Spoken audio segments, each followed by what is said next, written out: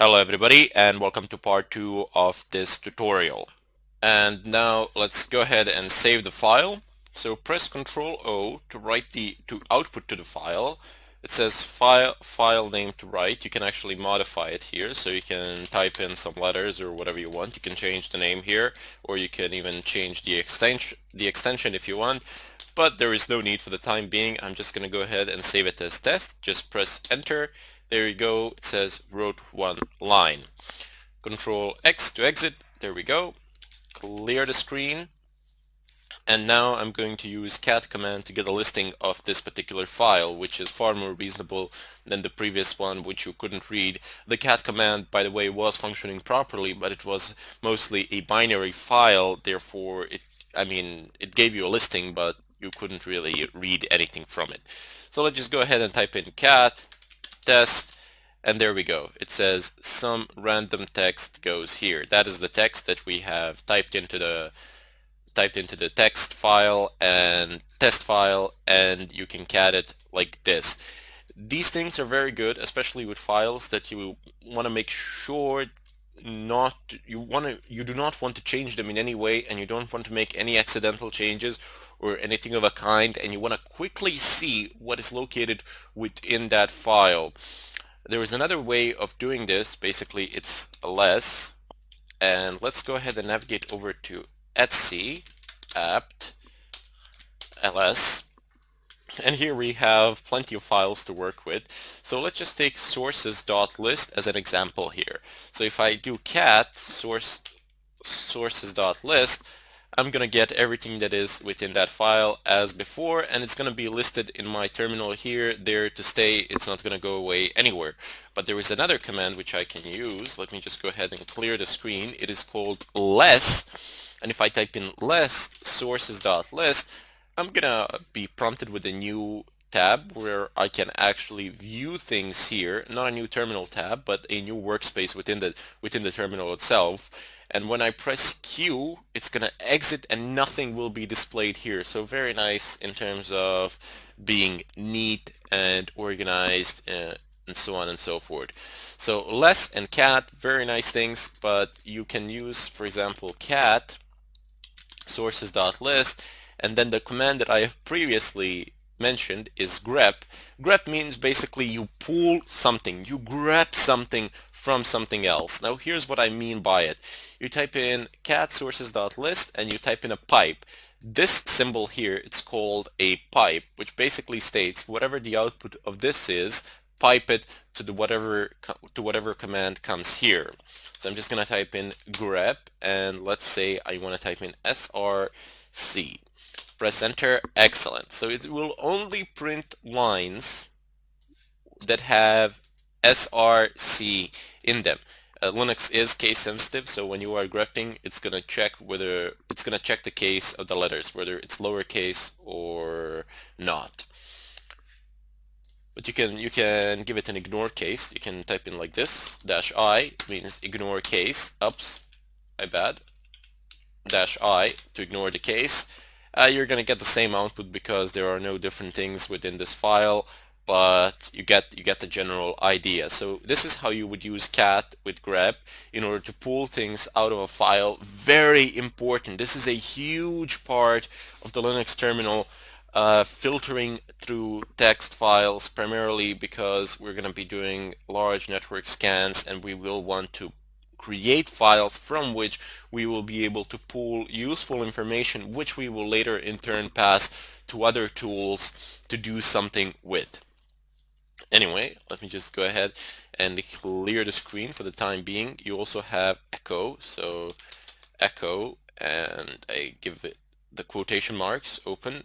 Let's say I am alive, close quotation marks, and it will echo these words. It literally is an echo. You type something into it and it echoes them here. So let's just go back to the home directory now, get a listing, and use exactly the same command, echo live. By the way, you can scroll through the previous commands by using arrow key. So using the up arrow key and down arrow key, you can scroll back through your previous commands and you don't need to retype them. So I am alive, and I'm going to insert this So I'm going to use a greater than sign and type in test. So this will echo I am alive into test. And if I do less, I'm going to use cat test. You see, it has replaced the contents of the test, which was some random text goes here, into I am alive. Very nice command to have. You can change variable names, variable values with echo and so on and so forth. We will use this a bit more as we progress through the course, and I don't really want to get in depth here, primarily because later on when we have clear examples that directly relate to what we are doing at the moment, which is basically pen testing, then you will see more advanced usage of pretty much all of these commands, especially grep. We have touch. Touch is a quick way to create files. So for example, I can do touch and I can say file 1, file 2, file 3. Press enter, ls, and you see it has immediately created 3 files. So touch is a very quick method. Oops, a bit over my head there. Anyway, touch is a very quick way of creating any amount of files that you wish, and you can specify folder paths. You can create this file in home, this one in var, this one in var log, and so on and so forth. Anyway, down below you have mkdir. So if I go ahead and type in mkdir, it's make directory. So you are making some sort of a directory. Let's say the name of this directory will be place to be. And if I get ls, there we go.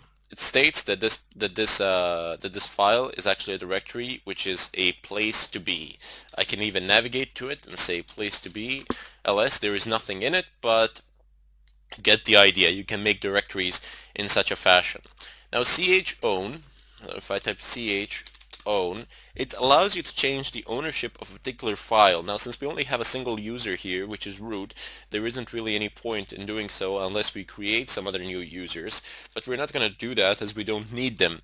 But just to show you how this would work, for example, if the owner of a file was not root, and if you wanted to change it to root, you would do the following. So chown, and then you would type the name, the username, colon, the user group. So the user group and the username are usually the same on your home PCs, unless you're on some bigger server or something like that. And then you would just specify the name of the file. I don't know, you can type in test. There we go. So it will change, it will effectively change the ownership of file test to the username root, who is from the user group root. And if I do ls, you can see here it states who the owners are and which groups actually own the files as well. So if I clear the screen, there is another more used command. It's called chmod, and this command allows you to change file permissions. So this is something that you will need to use on a daily basis and quite often, primarily because, well, you see, if I have an executable file in Linux, for example, let's just go ahead and edit. Well, actually, we don't need to edit it. We can type in echo, and not like that. Hello, close quotation marks, and I want to output this to test, and I want to move test to test.sh.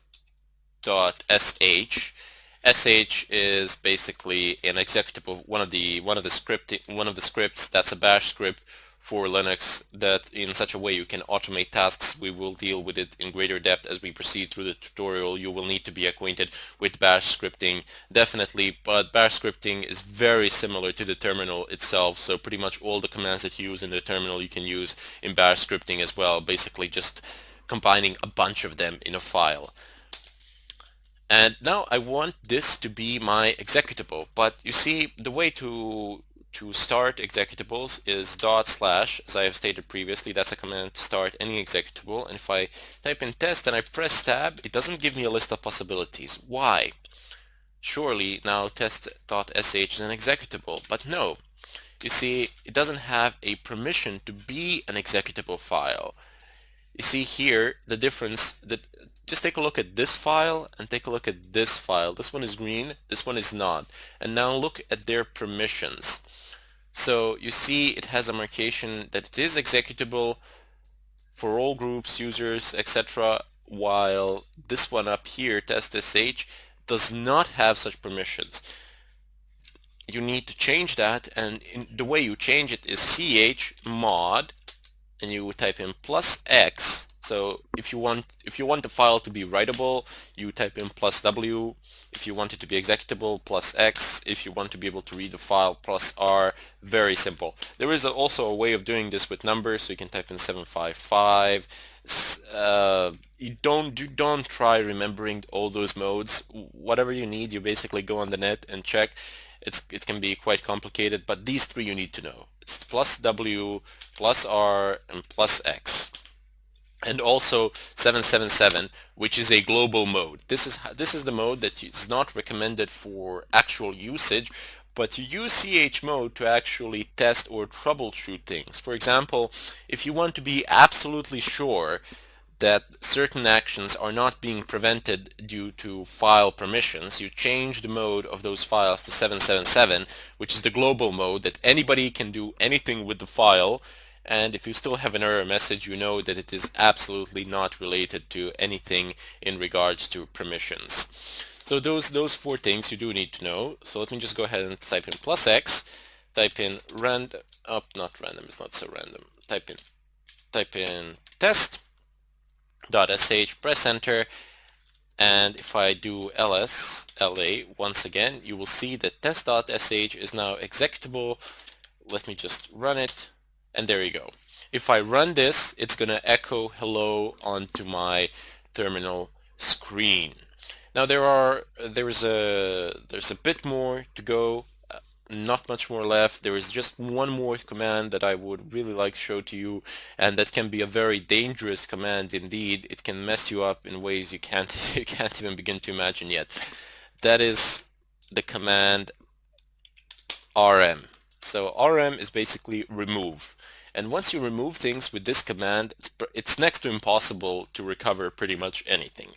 So if I type in rm test.sh, it's going to remove it and it's no longer going to be there. But if I go ahead and navigate over to place to be and, I don't know, touch test, I'm going to make a new file there. And if I go ahead and say rm place to be, it's going to say rm cannot remove place to be because it is a directory. This is a failsafe of the rm. So you wouldn't delete a full directory because you wouldn't be able to recover it, and that would be really bad. What you can do is type in rm.f and then place to be cannot remove directory. Oops. Okay, no problems. You see, you get stuck. And I'm deliberately going to leave this part in the tutorial just to troubleshoot it. So you type in --help, and here you have recursive remove directories and their contents recursively. So that's a very nice option. So let's just go ahead and do that, because this will go into the folder and remove everything within the folder and the folder itself, hopefully. So let's just go ahead and type in rm-r place to be, press enter. There you go. It has deleted it, and there we go. It is no longer there.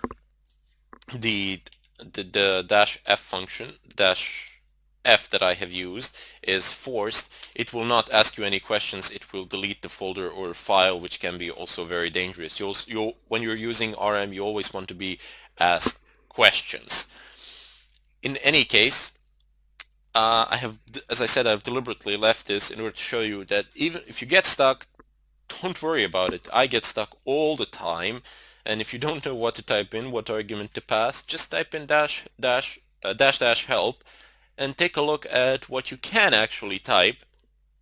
Read a little bit, and then use the options. Try it out. Sometimes it's going to work, sometimes it won't, but more often than not you will be able to figure it out from the help menu. If you can't figure it out from the help menu, just type in man rm and you can read pretty much everything that there is to know about this command here. And if you really can't perform the task, but if you can't find anything useful here, then forums are your next best bet. but trust me, you will succeed in doing it. In any case, this was a brief introduction to some of the basic commands that we will use. Please make sure that you know what each one of these commands does, at least its basic functions. And then later on, we will get in depth and do more advanced stuff and use more advanced commands by combining them and so on. In any case, I bid you all farewell, and I hope to see you in the next tutorial.